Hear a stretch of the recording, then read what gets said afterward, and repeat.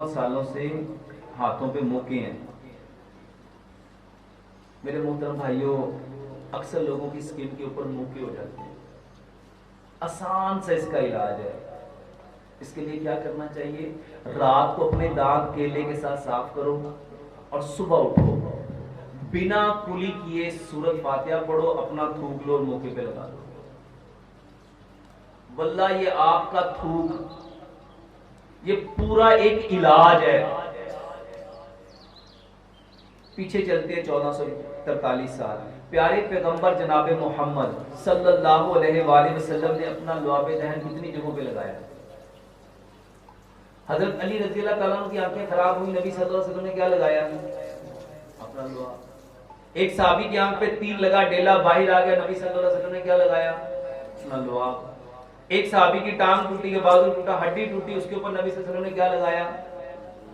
لعاب. ایک حدیث ہم سنتے ہیں، وہ جو غار ثور میں ابو بکر صدیق رضی اللہ تعالیٰ عنہ کو سانپ نے کاٹا تو کیا لگایا؟ میرے محترم بھائیوں، ہم نے بھی سنا، گوروں نے بھی سنا، اور انہوں نے اس کو سن کے اس کے اوپر ریسرچ شروع کر دی کہ ایسا اس میں کیا ہے. کبھی جانوروں کو دیکھا ہے ان کو زخم ہو جائے تو وہ کیا کرتے ہیں؟ کیا کرتے ہیں؟ اچھا، ان کو کس نے بتایا؟ چلو یہ تو بہت سارے لوگ اعتراض کرتے ہیں، ڈاکٹر صاحب وہ تو اللہ کے نبی تھے، ان کی تو شان تھی، اس وجہ سے ان کے تھوک میں یہ معجزے تھے. میرے محترم بھائیوں، نبی کا ہر عمل امتی کے لیے کیا ہے؟